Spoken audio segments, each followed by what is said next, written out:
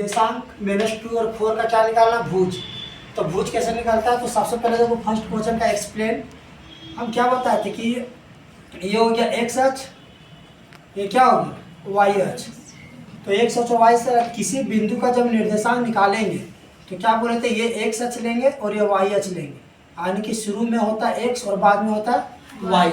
और जो शुरू में एक्स होता है उसको हम क्या बोलते हैं, भुज, और बाद में जो वाई होता है उसको हम क्या बोलते हैं, कोटि। जैसे मान लीजिए 4 और 3, तो ये 4 मेरा क्या हो जाएगा भुज और 3 मेरा क्या हो जाएगा कोटि। तो इसमें क्या है, -2 और 4 का क्या निकालना, भुज। तो भुज मेरा क्या हो जाएगा -2, तो -2 कहाँ पर, इस तरह से ये हो जाएगा ऑप्शन नंबर 1। अब दूसरा क्वेश्चन के बारे में बात करते हैं। देखो दूसरे क्वेश्चन में क्या करा, बिंदु -3 -5 किस चतुर्थांश में स्थित है, फर्स्ट सेकेंड थर्ड फोर्थ। हम तो लोगों को बताते क्या सी कि ये हो गया एक्स अक्ष, ये हो गया वाई अक्ष। जब दोनों को मिलाएंगे तो ये 4 भाग में बट जाएगा, और चारों भाग में बटेगा उसको हम क्या बोलेंगे, चतुर्थांश, क्वाड्रेंट। अब ये हो गया फर्स्ट चतुर्थांश, ये हो गया सेकेंड, ये हो गया थर्ड, ये हो गया फोर्थ। ये होता है प्लस, ये होता है माइनस, ये होता है प्लस और ये होता है माइनस। तो देखो ये हो गया एक्स और ये वाई, ये दोनों आ जाएगा प्लस प्लस। इसमें देखो ये पहले प्लस, ये पहले एक्स इसके बाद वाई, तो ये हो जाएगा माइनस, इसके बाद हो जाएगा क्या चीज, प्लस। इसमें क्या है, दोनों माइनस हो जाएगा, माइनस और माइनस, और इसमें क्या हो जाएगा, प्लस और माइनस। तो इसमें देखिए, इसमें क्या दोनों क्या माइनस में, जब दोनों माइनस में है तो दोनों माइनस किस चतुर्थांश में आएगा, तो दोनों माइनस हो गया थर्ड चतुर्थांश। तो ऑप्शन हो जाएगा थर्ड। अगला क्वेश्चन, ठीक है, डाउट लगेगा तो उसमें बोलना भी, कोई दिक्कत नहीं है। दूसरा कार्य देखो, बिंदु 0 और 4 किस अक्ष पर स्थित है। तो देखो स्टार्ट में क्या है, 0। तो जब शुरू में 0 रहता है इसका मतलब क्या है, एक्स टच नहीं कर रहा, एक्स में 0 है, ये क्या पर लिखा हुआ वाई में, इसका मतलब वाई अक्ष में। अगर शुरू में 0 रहेगा और बाद में कोई नंबर रहेगा तो ये हो जाएगा क्या चीज, वाई अक्ष। अगर एक्स में 0 रहेगा और वाई में कुछ नंबर रहेगा तो क्या ये कौन सा अक्ष हो जाएगा, वाई अक्ष।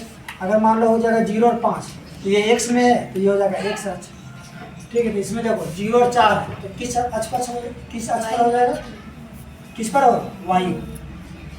एक्स निर्देशांक को कहते हैं, ठीक है, एक्स निर्देशांक को क्या कहते हैं बताओ ना, एक्स और वाई। तो इसको हम क्या बोलते हैं, भुज, और इसको हम क्या बोलते हैं, कोटि। तो एक्स निर्देशांक को क्या कहते हैं, ये हो जाएगा भुज।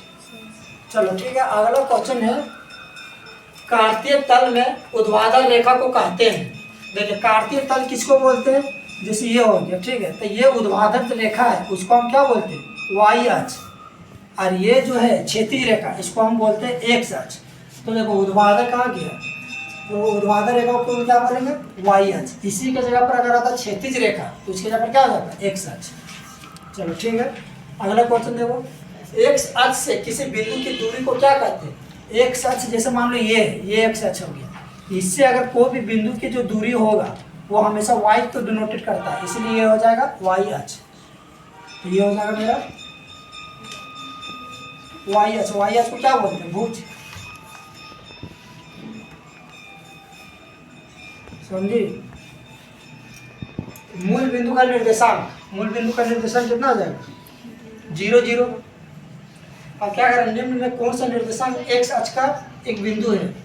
देखो क्या लिखा है यहाँ पर, एक्स अक्ष।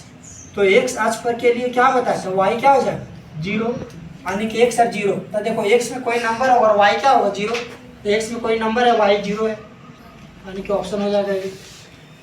क्वेश्चन नंबर 9 में देखो क्या करें, बिंदु 3 और 7 की कोटि क्या है। तो शुरू में हम बार बार बता रहे हैं, इसको हम क्या बोलते हैं, भुज, और इसको हम क्या बोलते हैं, कोटि। भुज और कोटि। तो बिंदु 3 7 की कोटि क्या हो जाएगा, 7, ताकि ये वाई दिया हुआ तो क्या रहेगा आंसर, सी।